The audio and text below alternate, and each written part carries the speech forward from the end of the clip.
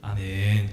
할렐루야. 오늘도 예배 자리에 나오신 우리 모든 성도님들 주의 이름으로 환영하고 축복합니다. 오늘 설교는 지난주 설교와 이어지는 내용입니다. 그래서 지난주 설교의 내용을 잠깐 되새겨보고 넘어가 보려고 하는데요. 어떤 산이 나올까요? 갈멜산이라는 곳이 나오게 되죠. 이 갈멜산에 엘리야와 그리고 850명의 거짓 누구요? 선지자들, 850명의 거짓 선지자들, 그리고 이스라엘 백성들이 한 산에 모이게 됩니다. 그래서 왜 모이게 되냐면 이스라엘 백성들이 하나님을 믿는 것도 아니고 바알신을 믿는 것도 아니니까 엘리야가 말하기를 내가 믿는 우리 하나님이 진짜 신인지 850명의 거짓 선지자들이 믿고 따르는 바알신이 진짜 신인지 한번 증명해보자고 하면서 어떤 게임을 제안했어요? 두 제단을 만들어서 송아지를 각자 각을 떠서 제단을 준비해 놓는 거예요. 그래서 바알 선지자들, 아세라 선지자들이 준비해 놓은 제단 위에 불이 내려오게 되면 바알 신이 진짜 신인 거고, 엘리야가 준비해 놓았던 제단 위에 불이 임하게 되면 누가 진짜 신이에요? 하나님이 진짜 신인 걸로 우리 그렇게 한번 해보자고 라고 하면서 엘리야가 제안을 해서 850명의 거짓 선지자들 그리고 이스라엘 백성들, 엘리야가 한 갈멜산 안에 모이게 됩니다. 먼저 850명의 거짓 선지자들부터 바알신에게 간절히 기도를 하게 되죠. 하지만 아무런 일이 일어나지 않자 그들이 어떻게 하냐면 칼과 창으로 자신들의 몸을 어떻게 했다고요? 그렇죠. 막 그어가면서 피를 흘려가며 바알신에게 불을 내려달라고 간절히 기도했지만 바알신이라는 신 자체가 없고 신은 오직 하나님 한 분밖에 안 계셨기 때문에 그 어떠한 일도 일어나지 않게 됩니다. 이번에 엘리야 선지자의 차례가 됐어요.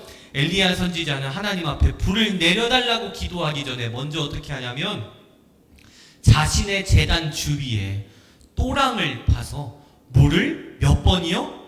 그렇죠. 3번 또랑이 넘칠 때까지 물을 흠뻑 뿌리게 됩니다. 그리고 하나님 앞에 어떻게 기도하냐? 하나님, 저희의 제단 위에 불을 내려주시되 오늘 일을 통하여 이스라엘 백성들이 온전히 하나님을 믿게 되는 일이 나타나게 하옵소서라고 하나님 앞에 간절히 한 번만 기도하게 되자 어떻게 되냐면 하늘에서 하나님께서 엘리야의 제단 위에 아주 강렬한 불을 내리시게 돼요. 그때 내리신 불은 그냥 조그만한 불, 뭐 생일 케이크만한 불 그런 것이 아니라 거기에 있던 흙과 모래와 나무와 각을 떴던 송아지 고기 덩어리가 한순간에 타버릴 정도로 맹렬한 불이 하늘에서 내리게 되죠. 그때 이스라엘 백성들이 깨닫기를 진짜 하나님이 진짜 신이었구나, 바알신은 가짜였구나 라는 것을 그 자리에서 깨닫게 됩니다. 오늘은 그 설교를 이어서 이제 넘어가 보려고 하는데요. 설교에 넘어가기 전에 850명의 거짓 선지자들, 그러니까 400명의 바알 선지자, 450명의 아세라 선지자들이 누구를 믿었기 때문에 이렇게 활개를 쳤냐 하면 19장 2절에 나와 있어요. 우리 한번 19장 2절 읽겠습니다. 19장 2절입니다. 앞에만 읽습니다. 시작. 이세벨이 사신을 엘리야에게 보내어 이르되 됐습니다. 누가 사신을 엘리야에게 보냈다고요? 이세벨이라는 자가 등장을 하게 돼요. 이세벨이 누구냐면요, 북이스라엘의 여왕이었습니다. 그러면 그의 남편은 누구였을까요? 아합이라는 왕이었죠. 850명의 거짓 선지자들이 이렇게 갈멜산에서 자신 있게 싸울 수 있었던 이유, 그동안 다른 사람들을 통해 어려움 없이 바알신을 믿으라고 선포할 수 있었던 이유는 무엇이었냐면 바알신을 믿고 있던 어떤 여왕이요? 이세벨 여왕이 자신들을 뒤에서 도와주고 있었기 때문에 850명의 거짓 선지자들은 그렇게 자신 있게 선교 활동을 할 수가 있었다는 겁니다. 이거 아주 중요한 이야기니까 꼭 기억해 두시고 설교를 들으시기 바랍니다. 그래서 850명의 거짓 선지자들은 이세벨이 항상 도와줬어요. 돈이면 돈, 또한 금괴면 금괴, 사람이면 사람, 부족한 것 없이 채워주면서 바알신을 이스라엘 백성들에게 선포하라고 명령을 내렸기 때문에, 뒤에서 조종하는 이가 있었기 때문에 850명의 거짓 선지자들이 활동할 수 있었다고요. 그렇다면 여러분, 갈멜산에서 엘리야 선지자와 850명의 거짓 선지자들이 싸웠습니다. 누가 이겼습니까? 엘리야가 이겼습니다. 그 뒤로 어떤 일이 일어났냐면, 그래 850명의 거짓 선지자들, 너네 이제 알겠지? 하나님이 진짜 하나님이다. 알겠지? 내가 풀어줄게. 잘 지내? 안녕 하고 헤어진 것이 아니라 18장 40절 보시게 되면 이렇게 기록되어 있어요. 18장 40절입니다. 시작. 엘리야가 그들에게 이르되 바알의 선지자를 잡되 하나도 도망하지 못하게 하라 하매 곧 잡은지라. 엘리야가 그들을 기손 시내로 내려다가 거기서 죽이니라. 아멘. 엘리야가 그들에게 이르되 바알의 선지자를 잡되 그들 중 하나도 도망하지 못하게 하라 하매 곧 뭐 했다고요? 잡은지라. 그래서 결국은 어떻게 되냐면 엘리야가 850명의 거짓 선지자들을 풀어주는 것이 아니라 그 자리에서 죽이게 됩니다. 그럼 여러분, 850명의 거짓 선지자들이 죽었으니, 자신의 오른팔들이 죽었으니 이세벨이 화가 나요, 안 나요? 당연히 나죠. 그래서 오늘 본문 19장 2절을 통해 이 엘리야에게 이런 편지를 보내게 돼요. 읽습니다. 2절입니다. 시작. 이세벨이 사신을 엘리야에게 보내어 이르되 내일 이맘때에는 반드시 내 생명을 저 사람들 중 한 사람의 생명과 같게 하리라. 그렇게 하지 아니하면 신들이 내게 벌 위에 벌을 내림이 마땅하니라 한지라. 아멘. 이세벨이 엘리야에게 사신을 보내서 편지를 쓰는데 편지의 내용이 무엇이었어요? 내가 너를 죽이겠다는 협박의 편지를 사신을 통해 보내게 되었다는 것이죠. 여러분, 여기서 우리가 잠깐 알고 넘어갈 것이 있는데요. 그 당시 이세벨이라는 여왕이 얼마나 사람이 잔인했는지 알 수가 있는 게 이 2절 말씀입니다. 한번 생각해 보십시오. 이세벨 여왕은 지금 엘리야를 뭐 하겠다고 하고 있어요? 그렇죠. 죽이겠다라고 하면서 편지를 보냈습니다. 그런데요, 이세벨 여왕이 진짜 처음부터 엘리야를 죽일 생각이었으면 사신을 안 보내죠. 암살자를 보내죠. 그런데 왜 이세벨 여왕은 엘리야를 한순간에 암살자를 보내서 죽이는 것이 아니라 왜 사신을 보내가면서 협박을 했을까요? 뭐 좀 썩어보라는 거예요? 속 좀 썩어보라는 거예요. 엘리야를 한 번에 죽이기에는 너무 아까웠던 것이죠. 그래서 이세벨 여왕이 머리를 쓰기를 너 한번 속 좀 썩어봐라. 너 한번 두려움에 좀 사로잡혀봐라. 라는 마음가짐이 있었기 때문에 암살자를 보낸 게 아니라 사신을 먼저 보내서 내가 너 죽이겠다 라는 협박의 편지를 먼저 보내게 된 거예요. 그때 그 편지를 받게 된 엘리야가 그때 무너져요. 그래서 19장 3절 말씀 보시게 되면 엘리야가 도망쳤다라고 기록되어 있습니다. 자신의 생명을 살리고자 도망치게 된다. 우리 한번 3절 읽습니다. 시작. 그가 이 형편을 보고 일어나 생명을 위해 도망하여 유다에 속한 브엘세바에 이르러 자기의 사환을 그곳에 머물게 하고, 자기의 생명을 위하여 뭐 했다고요? 도망하여 그곳을 떠나 도망을 치고 결국은 그때 설교했던 로뎀나무 아래에 누워 잠들게 됩니다. 그래서 하나님께서 그에게 떡과 구운 떡과 물을 주시면서 그를 다시 일으켜 세우시게 되죠. 여러분, 오늘 이 이야기를 통해 하나님께서 우리들에게 주시는 메시지는 무엇이냐면 오늘 설교의 제목이에요. 설교의 제목이 어떻게 돼요? 실망한 자여 일어나라. 엘리야가 실망했던 것은 무엇이었냐면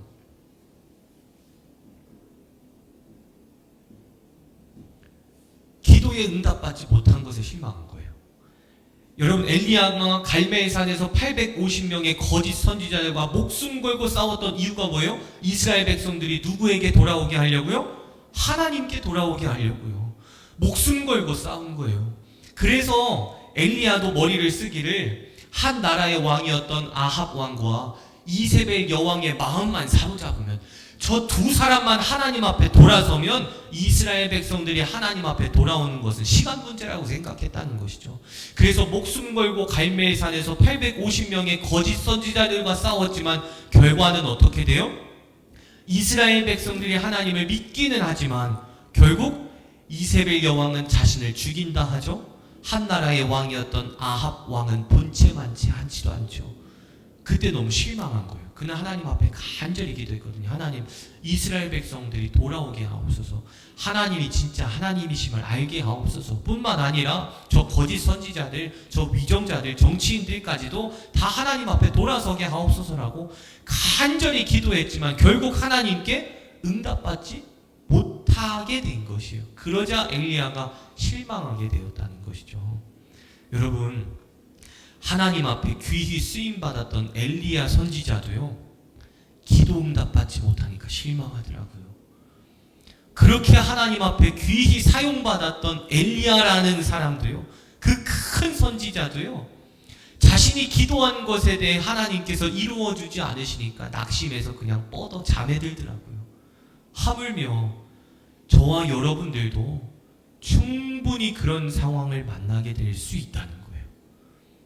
그래서 하나님께서 오늘 말씀을 통해 주시는 것은 무엇이냐면 실망하지 말라는 거죠. 다시 일어서라는 겁니다. 엘리야가 기도 응답 받지 못해가지고 너무 지쳐서 로뎀 나무 아래 쓰러졌을 때 하나님 어떻게 하셨어요? 그냥 두시는 것이 아니라 천사를 보내서 물과 구운 떡을 주시면서 그를 먹이시고 다시 일으켜 세우셨습니다. 먹었는데도 엘리야가 처음에는 또다시 누워서 잠에 들어요. 너무 힘드니까. 근데 또다시 구운 떡과 물을 주시며 그를 일으켜 세우셨다는 거예요. 하나님의 일을 다시금 감당하게 하려고. 하나님께서는 기도 응답을 하지 않으실 때가 있지만 우리가 꼭 기억해야 될 것은 무엇이냐면 하나님께서 응답하지 않으시는 것도 응답이라는 거예요. 돌아오는 주일날에는 그 얘기로 같이 은혜를 나눌 텐데, 내가 기도 응답받지 못했다고 해서 실망하지 말라는 겁니다. 실망했다 해도 나 여호와가 있으니 다시 일어나라는 것이죠. 할렐루야. 저와 여러분들 모두가 내 기도 가운데 하나님의 응답이 직접적으로 나타나지 않았다 할지라도 좌절하고 절망하고 포기하는 것이 아니라 다시금 일어서시기를 축복합니다. 어떠한 이야기가 있어요. 제가 적어왔는데 하워드 핸드릭스라는 그 교육부계의 어느 한 대단한 미국 교수님이 계시대요.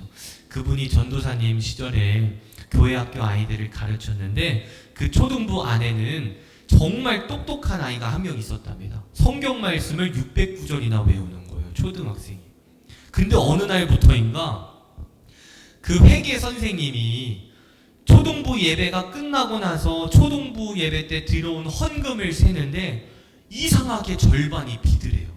우리 교회학교 가르친 성도님들은 아실 거예요. 교육부는요, 들어오는 헌금의 양이 항상 똑같습니다. 왜냐하면 부모님께 그냥 헌금 드리고 와 해서 항상 부모님께서 주시는 헌금이 똑같기 때문에 아이들이 들어오는 그 교육부계의 헌금은 똑같아요. 그런데 이상하게 항상 똑같아야 할 그 금액이 절반이 비드라는 거죠. 근데 알고 보니까 그 609절 외우는 그 아이가 그 헌금을 이렇게 어떻게 표현을 해야 될까요? 횡령했다 해야 할까요? 선생님들 몰리 예배 시간에 끝나고 사무실로 들어가서 가지고 오곤 했었다는 것이죠. 그래서 이 교수님께서 전도사님 시절에 그 아이를 불러서 그랬대요. 얘야, 너 거짓말 하지 마.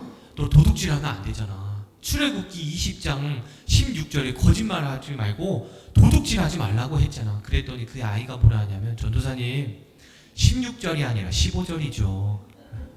그렇게 대답을 하더래요. 이 이야기를 통해 그 교수님이 주시는 그 메시지는 뭐였을까요? 성경을 머리로 아는 것도 중요하지만 안다면 그대로 행하는 게 중요하다는 거예요. 이번 주일날 메시지가 뭐였죠? 주일날 머리로 아는 것으로 끝나지 말고 마음으로 믿자, 이거였습니다.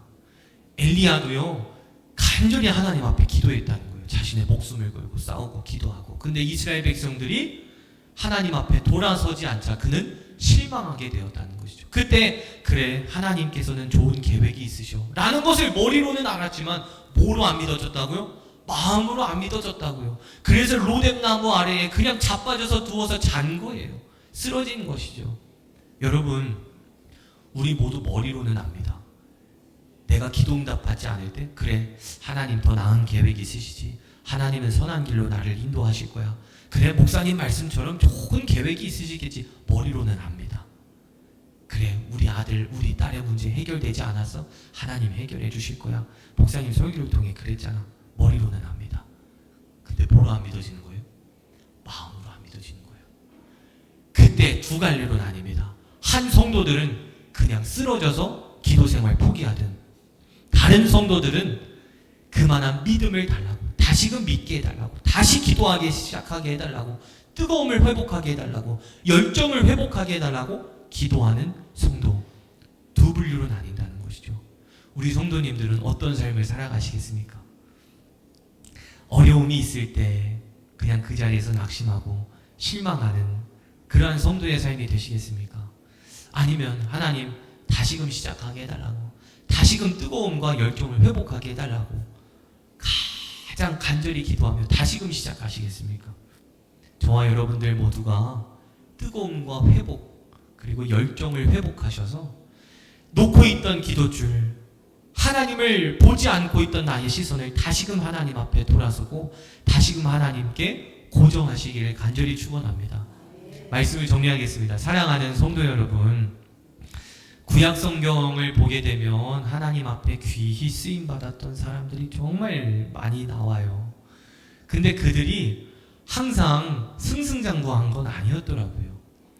하나님의 일을 감당하다가도 때로는 어려움을 겪게 될 때도 있었고, 때로는 돈 문제로, 건강 문제로, 다른 나라와의 외교 문제로, 사람 관계로 어려움을 겪어서 큰 문제를 만날 때도 있었더라고요. 그런데 그때 계속해서 하나님께 쓰임받을 수 있었던 사람들의 공통점은 뭐였냐면 그냥 그 자리에서 포기하지 않았다는 겁니다. 하나님의 일을 감당하다가 어려움을 겪게 되었을 때 포기하는 것이 아니라 그래도 하나님을 붙들고, 그래도 하나님께 기도하고, 그래도 하나님을 바라보더라고요. 그만한 믿음이 저와 우리 성도님들의 신앙 가운데 임하기를 간절히 축복합니다. 기도로 승리하시기를 축복합니다. 믿음으로 돌파하시기를 축복합니다. 신앙으로 전진하시기를 축복합니다. 어려운 상황 가운데 어려운 상황을 바라보며 좌절하고 절망하는 것이 아니라 하나님을 향한 신뢰의 믿음으로 지금의 문제와 상황을 돌파해 나가시기를 주의 이름으로 간절히 축원합니다. 기도하겠습니다. 은혜로우신 우리 하나님 아버지, 지금보다 더 큰 믿음을 갖기를 원합니다. 어려운 상황을 바라보지 않게 하옵시고, 놓고 있던 기도줄이 있다면 그 기도줄을 다시금 붙들게 하옵소서. 다른 곳에 한눈 팔았던 나의 시선이 있었다면 다시금 하나님을 향해 시선을 고정하게 하옵소서. 그러므로 인하여 믿음과 신앙으로 이겨나가게 하시고 기도로 승리하고 돌파해 나아가는 아름다운 그리스도인들로 주님 삼아 주시옵소서. 이 시간 귀한 예물 하나님께 올려드립니다. 1,000번째 드립니다. 김기진, 권예지 사모, 김아린, 김이한, 또한 감성금 하나님께 올려드립니다. 우정숙 권사님, 범사에 감사합니다라는 감사의 제목 담아 하나님 앞에 귀한 예물 올려드립니다. 이상일 권사님, 우리 아들 집을 살 수 있도록 인도해 주셔서 감사드립니다라는 감사의 제목 담아 하나님 앞에 귀한 예물 올려드립니다. 아버지, 믿음을 가지고 하나님 앞에 올려드립니다. 감사의 제목이 날마다 넘쳐나게 하옵소서. 기도의 제목 가운데 응답이 나타나게 하옵소서.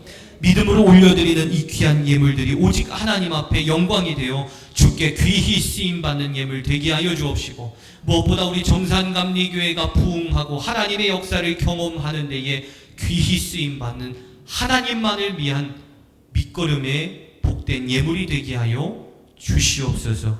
예물을 드리는 손길 위에 하나님의 넘치는 복을 부어 주옵시고 하나님의 은혜를 받아 누리며 살아가는 복된 삶이 되게 하여 주시옵소서. 오늘도 믿음을 가지고 주님 앞에 나왔습니다. 하나님의 역사를 기대하며 나왔습니다.